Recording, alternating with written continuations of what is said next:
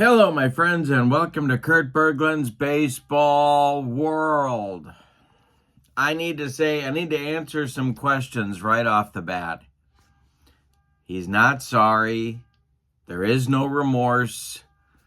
There's just no regret. He's not sorry. Okay? Getting that out there right off the bat. Not sorry. All right. It's time for Here's the Pitch Baseball on Kurt Bergland's Baseball World. And since we are in the month of March, and since we are in spring training time, which I know for some of us is more exciting than for others, but I digress. There is a special sale for Here's the Pitch Baseball going on right now. If you spend $10 or more from the Here's the Pitch catalog, then you get a free team. I have the current catalog. If you don't and you'd like a copy, send me an email at Bergland.kurt@yahoo.com. It's a Here's the Pitch, spend $10, get one free team sale going on right now. Dominic is working on some Negro Leagues projects, actually, in the pipeline. But the catalog is wonderful. There's a whole lot of stuff there. You've seen me bring it to you before on my channel.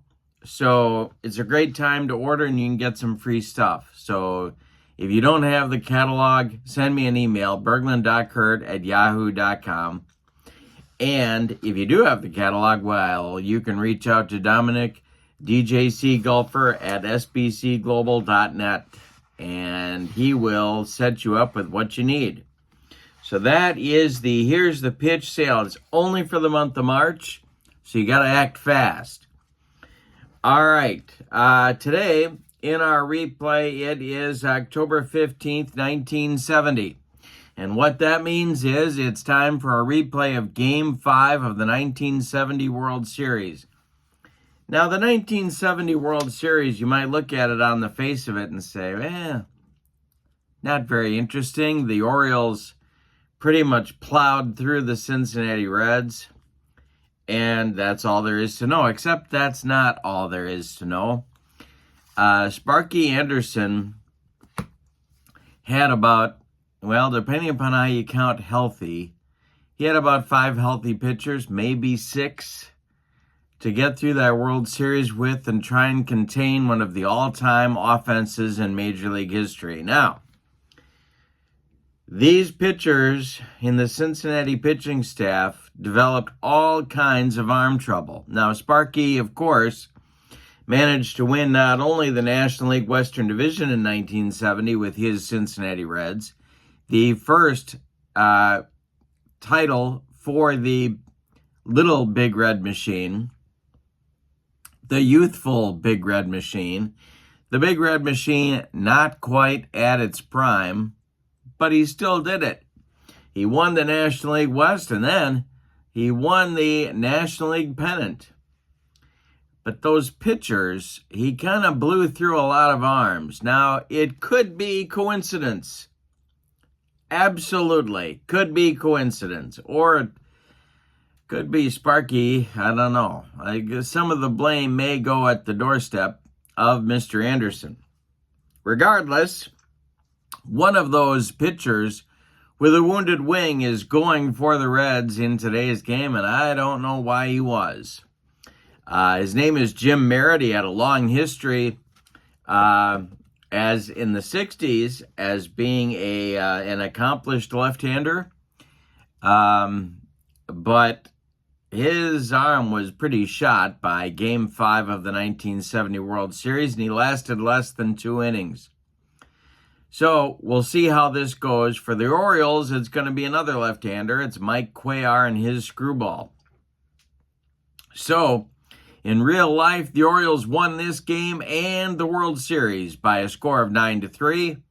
We'll see what happens in this one. If the Reds do happen to win this in the replay on my tabletop with Here's the Pitch Baseball, why, then we'll come back and do Game 6. If not, our next Here's the Pitch episode will feature Negro Leagues teams that will be fresh off the presses that Dominic has created.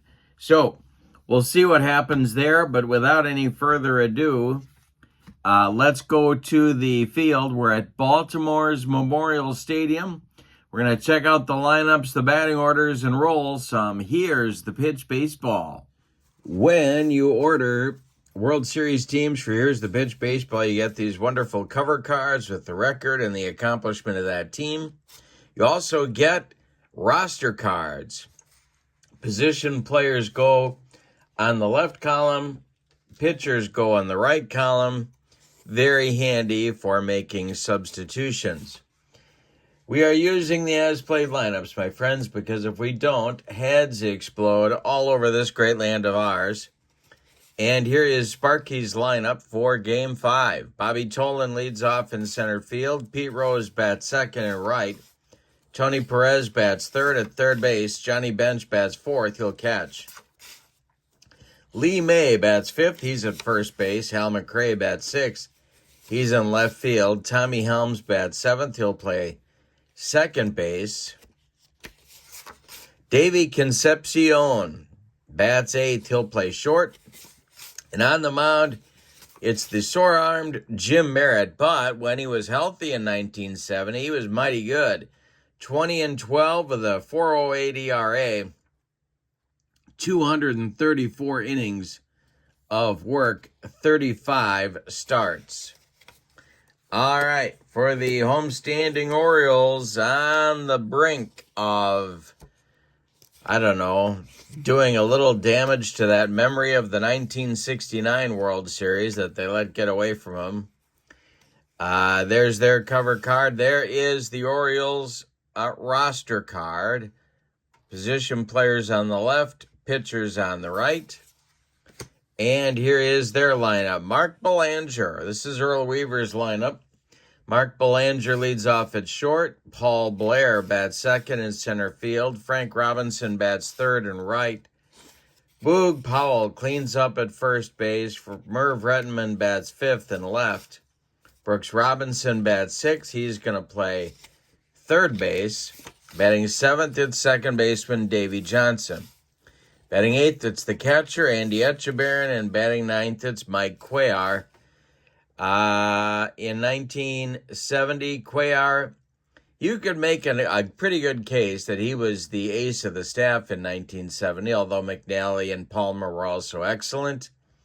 He was 24-8 with a 348 earned run average. And, of course, he's a left-hander also. When we do Here's the Pitch baseball, we need our 3D6s. We read them in red, white, and blue order.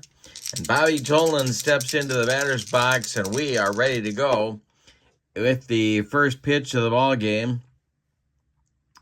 And this will be swung on by Tolan. And that is going to be a chance for Mark Belanger. And Mark takes it on one hop and fires to Boog Powell for out number one. And we are underway at Memorial Stadium in Baltimore. We got the Earl Weaver's tomato patch rocking. We got all kinds of things going on here.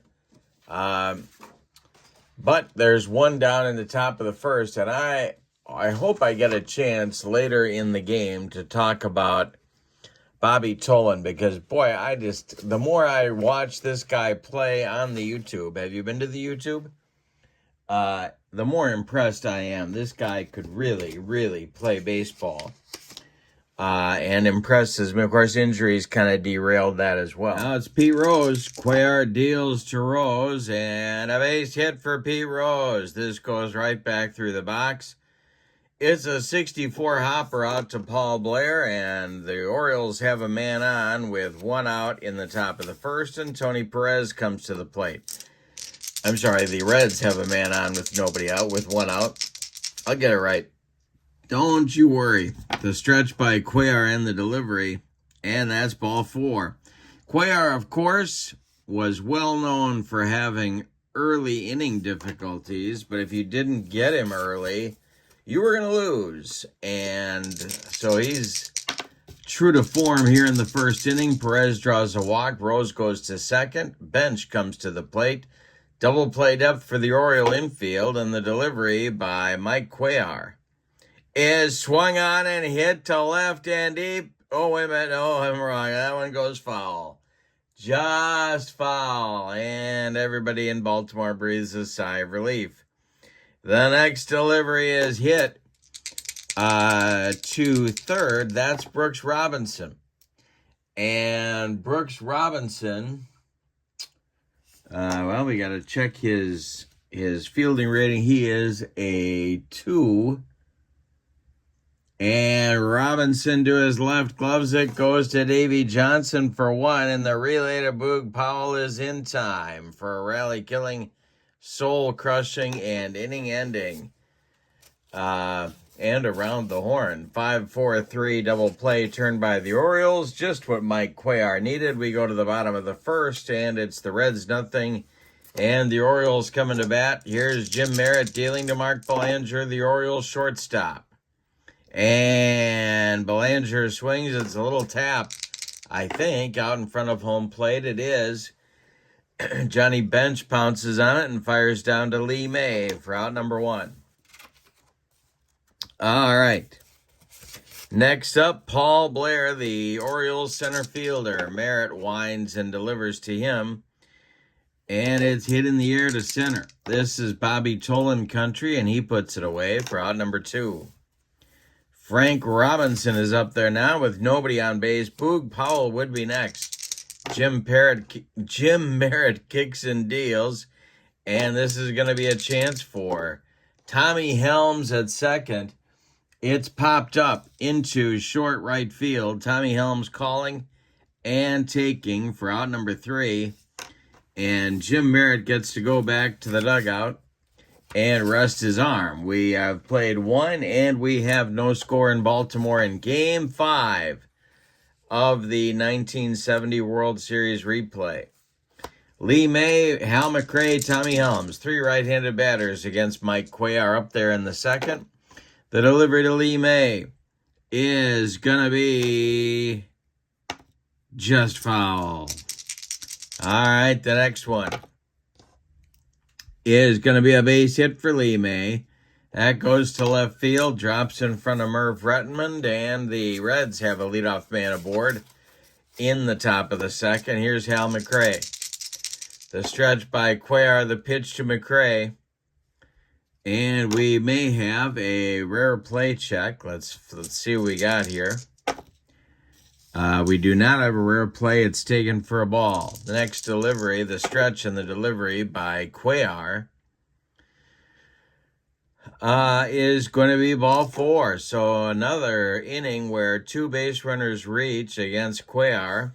See if the Reds can do anything with him this time. Tommy Helms comes to the plate, and Dave Concepcion is on deck. Double play depth for the Orioles. The stretch by Cuellar and the delivery is hit to first. That is Boog Powell. And Boog gloves it, fires to Belanger for 1, and the return throw to Cuellar covering is in time for a rally-killing, soul-crushing, and not inning-ending. 2 down now. As Lee May advances to third, here's Concepcion. And I don't know what you do here. Dave Concepcion was not in his prime yet. He hit 260. They're going to walk him with first base open and go after Jim Merritt. So there will be Reds at the corners. Tolan would be next. 2 outs, Cuellar the stretch and the pitch to Merritt. And he struck him out, and the side is retired. In inning number 2, the Reds leave a couple. We go to the bottom of the second, and your score, Cincinnati nothing and Baltimore nothing. It'll be Powell, Rettenmund, and Brooks Robinson up against Merritt in the second inning. And this is where the wheels kind of fell off the cart in real life, or as the kids like to say, IRL. Merritt wines and deals. And this is going to be a chance for Tommy Helms to his left. He cuts it off from going into right field, plants and throws to Lee May for out number 1. Merv Redmond up there now. Merritt kicks and delivers. And Redmond swings. He lifts this one to left. Can of corn for Hal McRae, and he's got it for out number 2. Brooks Robinson comes to the plate now. With nobody on, Davy Johnson would be next. The pitch is swung on by Robinson. He's trying to go the other way. It's hit to right. Coming on is Pete Rose, and he will make the catch for out number 3. 1, 2, 3, nothing across. Merritt gutting it out here in the early going. Your score after 2 in the books. Reds nothing and the Orioles nothing. Tolan, Rose, and Perez coming up in the Cincinnati third. Cuellar kicks and delivers. And it's swung on by Tolan. Hit to center. Coming in quickly is Paul Blair. He was playing shallow anyway. He's got it for out number 1. Here's Pete Rose. He's 1 for 1. Cuellar kicks and deals. And Pete hits it to Belanger at short. Mark charges, throws on the run, and they get Rose at first by a step. 2 down now. Here's Doggy, Tony Perez with Bench, who would be next in the on-deck circle. Cuellar the stretch and the delivery is ripped by Perez. It's going to get just foul. Just foul. All right, the next one is swung on by Perez. This is hit to center and deep. Cuellar hung one, and Tony's going to lose it for him. To the track, to the wall is Blair, and it's gone. 1-0 Reds on a bomb by Tony Perez. Cuellar hung that Scroogey, and Perez just put it in the tomato patch for him. Now it's Bench. Cuellar deals to the National League MVP. This is going to be hit to Davy Johnson. It's a pop-up. In short center, calling for it and taking is the Oriole second baseman, and that's out number 3. But in the inning, the Reds get a run, and an early lead, very important for a team down 3-1 in the World Series. The home run by Perez gives the Reds a 1-0 lead as we go to the bottom of the third. Davy Johnson, Andy Etchebarren, and Mike Cuellar coming up for Baltimore in the bottom of the third. Merritt kicks and deals. And it is ripped by Davy Johnson. And we're going to have our first power chart check. See what happens here. Merritt is a 0 on the adjustment. And this will be oh boy, this is swung on by Johnson. It is hit to left and deep. Back goes Hal McRae. It's off the wall. Hal's got to run it down. Johnson into second with a leadoff double. Andy Etchebarren comes to the plate with Cuellar on deck. Merritt the stretch. The pitch to Andy is going to be a power chart check for Etchebarren. Let's see what happens here. This will be a 642, which is a base hit for Etchebarren. And because the Orioles are the home team, they get to choose where it goes. So that's going to go to left field. Hal McRae takes it on one hop, but of course, not a good arm for Hal. But they're going to hold Johnson at third. Orioles at the corners. Here comes Mike Cuellar. Nobody out in the bottom of the third. Chance for them to at least tie the game. Cuellar, however, hit .089 in the 1970 campaign.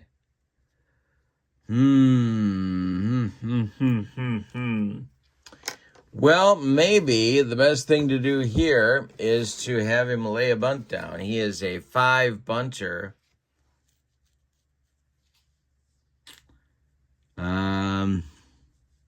Yeah, they're going to try that. It's not a squeeze. They're going to have him try and bunt Etchebarren to second base. And the delivery, and it is going to be... He missed it. Took it for a strike. We'll see if Weaver keeps the bunt on here. The delivery, he squares again to bunt, and it is bunted successfully. Out in front of home plate bench, pounces on it and fires to Lee May at first to retire the Oriole pitcher. That moves Etchebarren to third. Davy Johnson holds on at third base. Moves Etchebarren to second. Davy Johnson holds on at third base. There's 2 men in scoring position now with 1 out. The Reds are going to bring... Yeah, they got to bring their infield in now. Okay, so it's a stretch by Merritt and the delivery to Mark Belanger. He struck him out, and boy, did he need that one. Jim Merritt with a good time for his first strikeout. There's 2 down and 2 on for Paul Blair. First base is open, but no party is on deck. That's Frank Robinson. Merritt the stretch, the pitch to the Orioles center fielder, and a base hit for Paul Blair. It is off the glove of Concepcion. Johnson will score. We are tied at 1. Etchebarren stops at third. Orioles with men at the corners, and here's Frank Robinson. We're tied at 1. 2 outs, bottom of the third. Powell on. He would be next. Merritt the stretch, and the pitch to Robbie. This is hit to third. That's Tony Perez. He gloves it and goes the short way to Tommy Helms covering to retire the side. But in the third inning, the Orioles get that run back right away. With 1 run on 3 hits, they leave 2. We go to the fourth. It's Cincinnati 1 and Baltimore 1. Cuellar, with a new lease on life, will face Lee May, Hal McRae, and Tommy Helms. Cuellar kicks and delivers to Lee May. And it's taken for a strike. We might have a rare play, and we will have a rare play. Let's see what happens here. This will be a 12 and a 5 on the indicator. Well, we got injuries, but we're not doing injuries because we have, of course, my friends, the as-played lineups, because if we don't, well, you know what happens. All right, Lee May up there. The next delivery to him is going to be a power chart check for Lee May. Now, Cuellar's number is also a 0 on the adjustment. 442 will be a base hit for Lee May to get the Reds started in the 4th inning. His second hit of the game. Here's Hal McRae. Double play depth for the Orioles. Cuellar the stretch and the pitch to McRae. This is ripped down the left field line, but just foul. Cuellar the stretch, the delivery, and we might have another rare play check. We do not. And the next delivery to Hal is swung on, its hit to center. That's Paul Blair. He pounds the glove and makes the catch for out number 1. Lee May retreats to first base. Now it's Helms. Tommy is 0 for 1. Cuellar, the windup and the delivery, and a base hit for Tommy Helms. This goes to left field. May will stop at second with the play in front of him. The Reds have 2 on with 1 out. Concepcion was intentionally walked in his first trip. He's up there now. On deck is Merritt. The stretch by Cuellar, the delivery. This is hit to short. It's a chance for Belanger. Mark gloves it, goes to Johnson for 1, and the relay to Boog Powell is in time for a rally-killing, soul-crushing, and inning-ending 6-4-3 double play turned by the Orioles, their third of the game.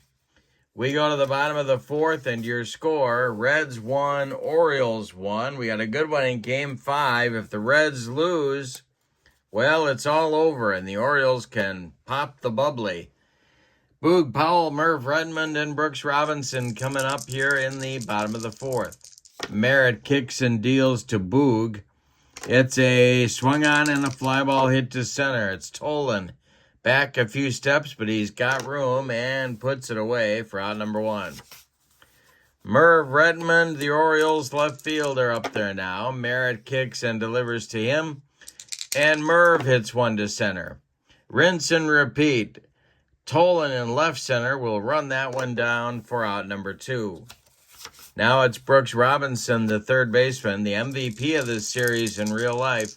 Merritt winds and deals. Swung on and hit to center. Bobby Tolan is going to tie a record held by many as he makes all three putouts in the inning. That retires the Orioles in the fourth. We go to the fifth. It's Cincinnati 1 and Baltimore 1. It'll be Jim Merritt, Bobby Tolan, Pete Rose. 9-1-2 coming up for Sparky in the fifth. Cuellar winds and deals to Merritt, who swings, and he bounces one to Davy Johnson at second base. Davy flips to Boog Powell for out number one. Bobby Tolan is 0 for 2, and he's up there now. Cuellar kicks and delivers to Tolan, and it's hit to center and deep for Tolan. Back goes Blair, warning track, wall, Reds lead 2-1 on a bomb from Tolan. He hit 16 in the 1970 campaign. 2-1 Reds now, and Rose comes to the plate. Perez on deck. Cuellar kicks and delivers to Pete, and he swings and hits it to Belanger at short. Mark cuts it off from going up the middle. Plants and throws to Boog Powell for out number two. Now it'll be Perez. Tony homered back in the third. Cuellar deals to Perez, and he struck him out on a bender. That will retire the side with Cuellar's second strikeout. However, in the fifth inning, the Reds reclaim the lead on a solo home run by leadoff man Bobby Tolan. We go to the bottom of the fifth. We're halfway through this one, and your score. The Reds 2 and the Orioles 1. It'll be Johnson, Etchebarren, and Cuellar coming up in the Baltimore fifth. The wind by Merritt and the delivery is swung on. Johnson trying to go to right. Dying Quail. Here comes Rose. He's got it for out number one. Remember, here's the pitch sale that's going on in the month of March. Spend $10 on catalog items, and you get a free team. So if you don't have the catalog, send me an email at Bergland.kurt at yahoo.com, and I will get that right out to you. Here's Andy Etchebarren 1-for-1. Merritt kicks and delivers. It is swung on by Etchebarren and hit to center. Another chance for Bobby Tolan. He's getting his road work in today, and there's 2 down. And since there's nobody on, Cuellar will bat, and he bunted successfully in the third. The pitch to him is going to be a power chart check from Mike Cuellar. Let's see what happens here. This will be a 621, and that's going to be extra bases for Mike Cuellar. He's around first, heading to second as Rose gets the ball back in down that right field line. A 2-out double for the Orioles pitcher. Now it'll be Belanger at 0 for 2. Merritt the stretch. The pitch to the Orioles shortstop is going to be a chance for Tommy Helms. He charges, flips to Lee May, and Baltimore is done in the fifth. Look at the job Jim Merritt's doing with a sore wing. He's only allowed 4 hits and 1 run. More importantly, going to the 6th inning, Cincinnati leads a game they have to have 2-1. It'll be Bench, May, and McRae, 4, 5, 6 batters for Sparky coming up in inning number 6. Cuellar deals to Johnny Bench. And it's hit to Davy Johnson at second. He's to his left, cuts it off from going into right field, plants and throws to Boog Powell for out number 1. Lee May is 2 for 2, and he's up there now. Cuellar kicks and delivers to him. And May hits this one to second base. That's Davy Johnson one more time. Flipping to Boog Powell for out number 2, and now Hal McRae comes to the plate. He's 0 for 1. Cuellar deals to him, and we're going to have a power chart check. We had a bunch of them today. That is a 552, and that'll be a base hit for Hal McRae. His first of the game. He's 1 for 2 with a walk. Now it's Tommy Helms, also 1 for 2 in the game. Concepcion would be next. The stretch by Cuellar and the pitch to Tommy Helms is taken for a strike. We might have a rare play. We do not have a rare play. Cuellar, the stretch, and the next delivery to Helms is hit to right. Dying Quail. Here comes Frank Robinson. He makes a running catch for out number 3. Nothing across for the Reds in the 6th. We go to the bottom of the 6th, and it's Cincinnati 2 and Baltimore 1. It'll be Blair, Frank Robinson, and Boog Powell. 2, 3, 4 batters coming up for Earl Weaver in the bottom of the 6th. Merritt kicks and deals to Paul Blair. This is hit to third. That's Perez. Tony gloves it by the third base bag and fires across the diamond to Lee May for out number 1. Frank Robinson is 0 for 2, and he's up there now. Merritt deals to Robbie, and that is ball 4. He walked him. Orioles have the potential tying run on at first base now for Powell. Double play target if ever there was one. The stretch and the delivery by Merritt. And he walks Boog, and that's going to get the Reds bullpen going. And we can consult our roster card. Well, you know, it's do or die time. They're going to get... Well, let's see. They are going to get Tony Cloninger up and throwing, and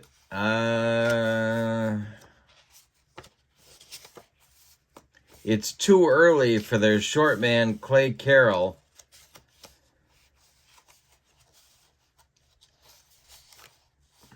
Boy, see, this is the problem. This is exactly the problem. Going to be Cloninger. Now, he used Cloninger in real life. Cloninger,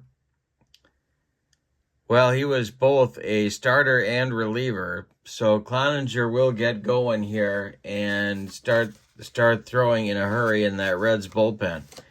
Redmond comes to the plate. There are 2 on with 1 out in the bottom of the 6th. Tying and go-ahead runs are on base for Baltimore.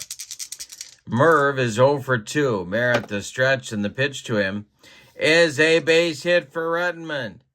This will go to left field, and Robinson will stop at third. The Orioles have loaded the bases with just 1 out. This may be Merritt's last batter right here. Brooks Robinson at the plate. Infield is going to play in at the corners, and they're going to try and turn 2 up the middle. Merritt, the stretch, and the pitch to Brooks is swung on. It's hit to left and deep. A hanger by Merritt.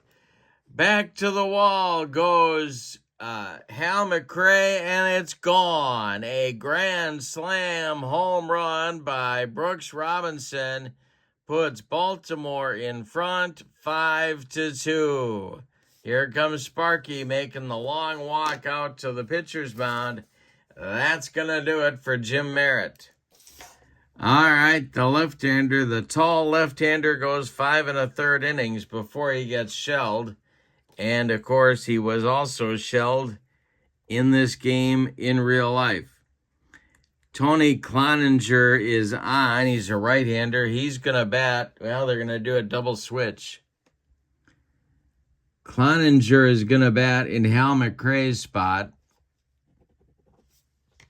And Hal McRae is going to come out of the game. The new left fielder.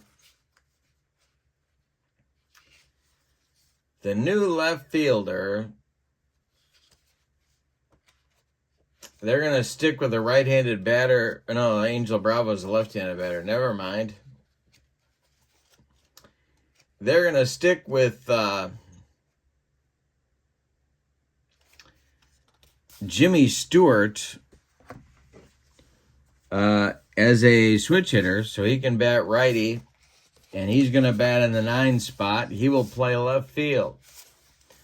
So McRae will come out of the game, and so will Merritt. On the mound will be Cloninger. In 1970, he was 9-7 with a 383 earned run average. He started 18 times.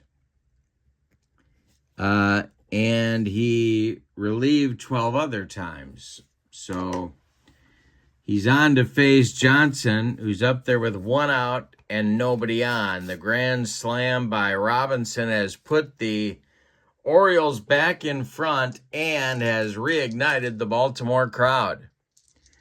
All right, the windup and the delivery by Cloninger and to Davy Johnson. He swings and hits it to center. Tolan in a few steps, but he makes the catch for out number 2. And now it'll be Andy Etchebarren. Cloninger deals to Etchebarren, and he hits it to center. Another chance for Tolan, and he puts it away for out number 3.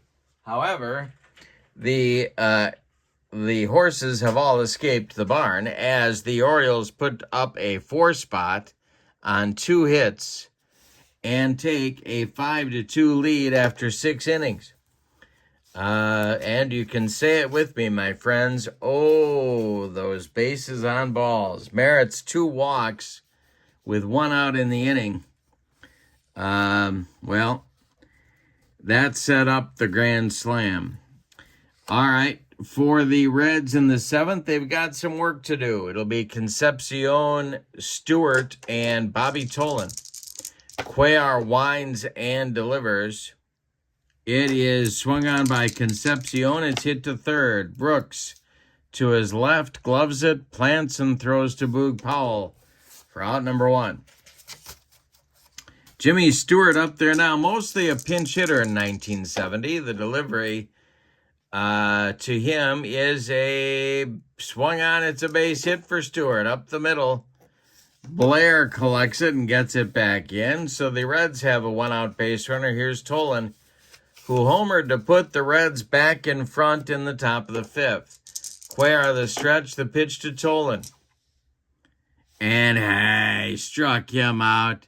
That's Cuellar's 3rd strikeout. 2 down now, and here's Pete Rose. Pete is 1 for 3. Stewart still at first base. Tony Perez would be next. Cuellar the stretch and the delivery. That'll be a power chart check for Pete. See what happens here. We got a base hit for Pete Rose. Nobody's getting too adventurous on the base pass. They want Perez to bat with 2 on. He is the potential tying run at the plate. Now the Baltimore bullpen is going to get going. Earl Weaver smells blood in the water, and so they're going for it here.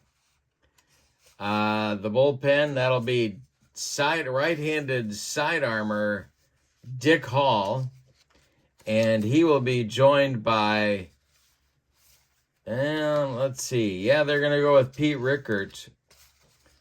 Lefty-righty double-barreled action for Earl Weaver in the Baltimore pen. It's Stewart at second, Rose at first, 2 men out in the top of the 7th. Cuellar the stretch. Perez has homered once already. The delivery to him is swung on. It's hit to center and deep. Back goes Blair, warning track, wall, and we're tied up. Tony Perez with his second bomb of the game, and we're tied at 5. Yikes. Stewart scores, Rose scores, and here comes Perez with the tying run in the ball game. Cuellar shakes his head, and now he's got to face Johnny Bench and Johnny's 45 home runs in the 1970 season. Cuellar winds and deals to the Reds catcher, and hey, struck him out to end the inning with the cheese. But in the 7th, the Reds get the runs back. And I think you know how I mean that. It's time to stretch them out. It's time to stretch them out in Baltimore with your score, the Reds 5 and the Orioles 5. And Cuellar due to lead off the 7th inning against Tony Cloninger, and he's not going to. We're going to get a pinch hitter for Cuellar. He is done. You can stick a fork in him. He goes 7 innings. He allows 10 base hits. 3 of them were home runs. He walked 2 unintentionally, 1 more intentionally, struck out 3. He allowed 5 runs. They are all earned. We're going to get a pinch hitter for him leading off the bottom of the 7th, and then we will get Belanger and Blair to follow. All right, so the pinch hitter is going to be Don Buford. A switch hitter, but pretty much a left-handed batter. And Cloninger will face him first. He winds and delivers to Don Buford, and that is swung on. It's hit to right. Over by the foul line is Pete Rose, and he's got it for out number 1. Belanger up there now. Mark 0 for 3. Cloninger winds and deals. And Belanger fouls this one off down that right field line. Just foul. First base umpire Stevie Wonder emphatically waves at foul. All right, here's the next delivery by Cloninger. And this is pulled down the left field line. It's also foul. All right. Well, let's see if he can put one between the lines here. And the delivery is swung on by Belanger. It's hit to left. This is McRae. He's got it for out number 2. Now it's Blair at 1 for 3. Frank Robinson would be next. Tony Cloninger winds and delivers to Robbie. Cloninger winds and deals to Blair, and the delivery is swung on. It's hit to center. Tolan in, and let's see. He makes he juggles it, but holds on for out number 3. Nothing across for Baltimore in the 7th. We go to the 8th, and your score, Reds 5, Orioles 5. All right. In the 8th inning, the Orioles have changes. Paul Blair is out of the game. Dick Hall is the new pitcher. He's going to bat in Blair's number 2 spot. Don Buford stays in the game. He will play left field. That's going to move Merv Rettenman to center field. So that will be the new defensive arrangement for Baltimore as we go to the 8th inning.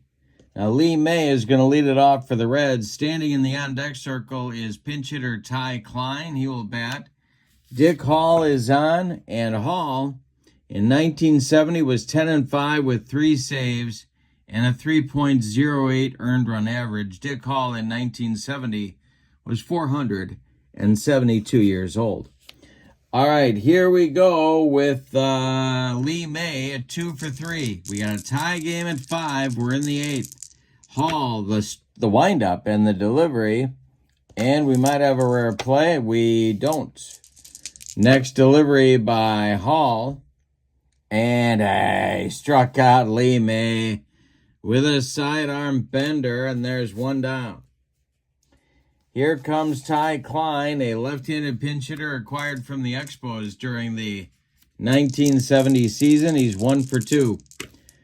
Yeah, I'm sorry. He's getting his first at bat in this game. McRae ends his day at 1 for 2. And that will be a chance for Dick Hall.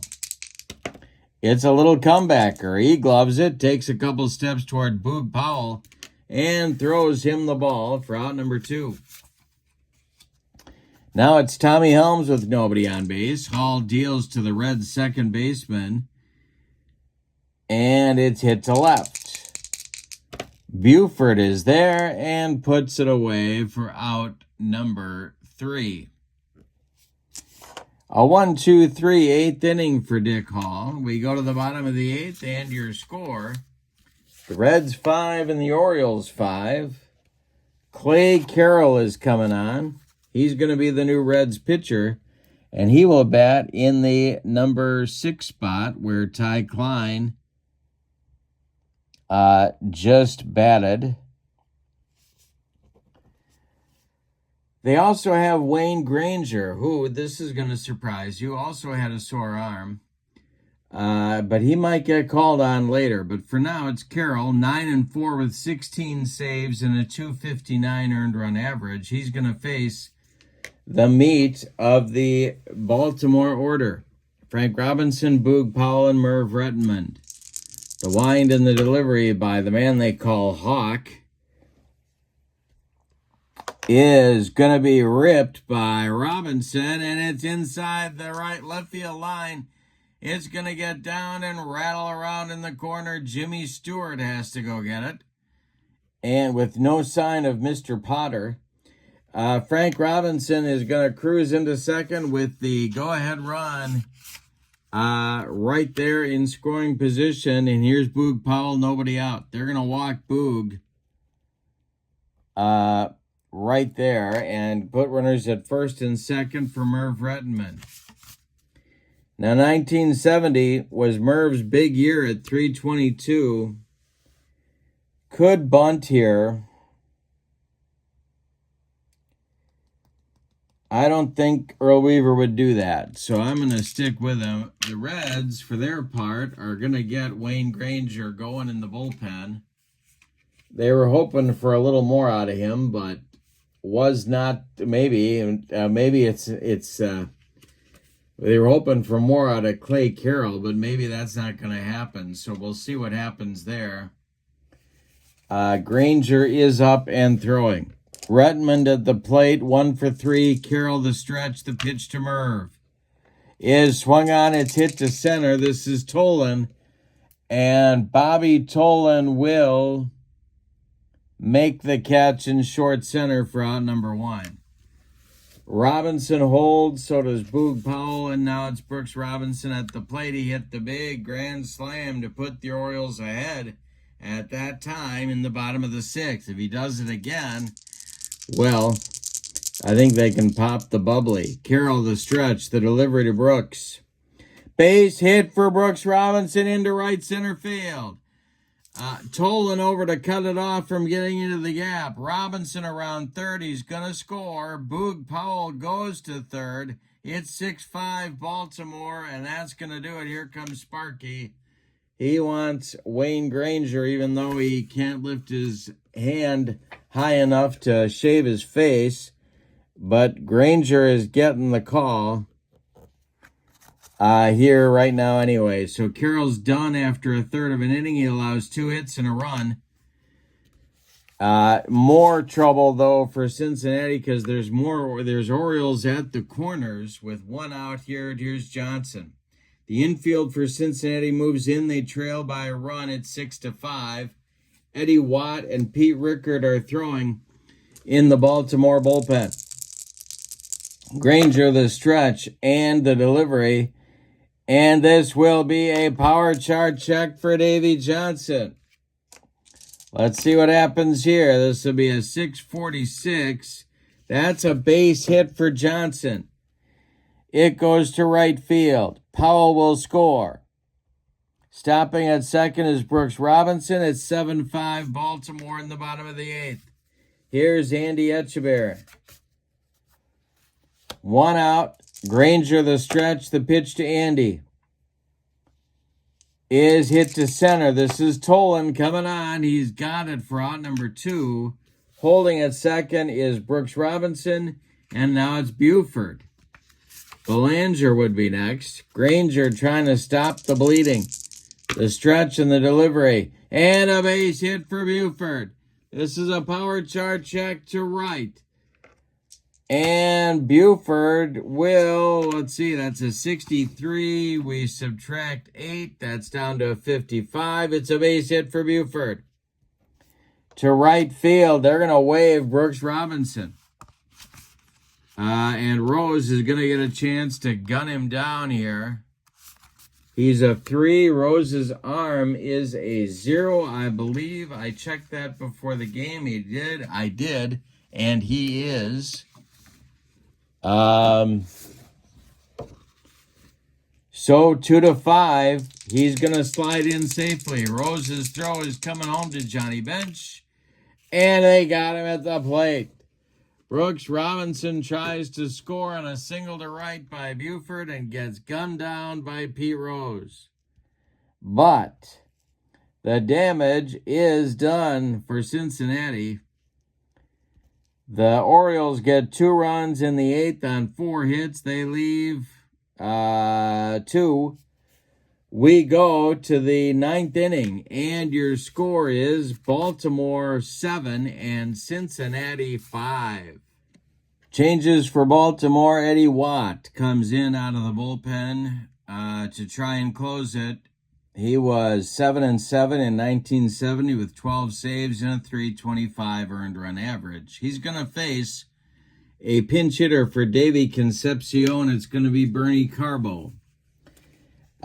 Jimmy Stewart is in the on-deck circle, and then Bobby Tolan will try and start a rally. The Reds need 2 runs to stay alive, or else the Orioles are going to pop the bubbly. Carbo leads off against Watt. The delivery by Eddie Watt is swung on by Bernie, and that is hit too short. Belanger gloves it and fires to Powell for out number 1. Baltimore is 2 outs away from a World Series title. Here's Jimmy Stewart, 1 for 1 with a run scored. The delivery by Eddie Watt. And hey, struck him out. 2 down in the 9th, and that makes Bobby Tolan the last chance saloon. Bobby is 1 for 4 with a home run on the day. We have had quite a ball game here. Rose would be next. Watt deals. And it is a base hit for Bobby Tolan. The Reds are not dead yet, and Pete Rose comes up. He's the tying run. Coming to the plate, Tony Perez, who's gone deep twice in this game, is in the on-deck circle. Eddie Watt, the stretch, the pitch to Charlie Hustle is an injury check, except we aren't playing injuries because we got the as-played lineups. The next delivery to Rose is swung on by Pete. That is hit to Boog Powell. He gloves it and flips to Eddie Watt covering, and Baltimore wins our World Series replay. Let's give you the totals on this one, and we want to talk about that sale one more time as well. So hang on for that. So we got Cincinnati and Baltimore, the Orioles, the homestanding and victorious Baltimore Orioles, 7 runs on 10 base hits, and they committed no errors. The Reds, 5 runs on 5, 6, 7, 10, 11 base hits, and they committed no errors. The winning pitcher is Dick Hall. Eddie Watt gets a save. The loss goes to the Hawk, Clay Carroll. And the MVP is right here, as he was in real life. Brooks Robinson For his performance, he had a 2-for-4 day, a grand slam, and the game-winning RBI in the game. So 5 ribbies total. I know RBIs aren't fashionable, but I like them anyway. And so Brooks Robinson gets the MVP award. The Here's the Pitch sale that's going on right now. If you order $10 worth of teams from the Here's the Pitch catalog, well, you get a free team of your choosing. And if you don't have the Here's the Pitch catalog, send me an email at Bergland.kurt@yahoo.com. In the description for this video is my email, in case you didn't write that down. And it's the link to channel membership on my channel. With membership to my channel, you get access to members-only videos, discounts in the secondary store, and a free gift from me every month. That's a great value, just like Here's the Pitch is a great value. So, I hope you'll give that a look. But, for now, in our 1970 World Series Game 5 replay, your final. The Baltimore Orioles 7, the Cincinnati Reds 5. This was a great game, a lot of fun. I hope you have a great evening. So long, everybody.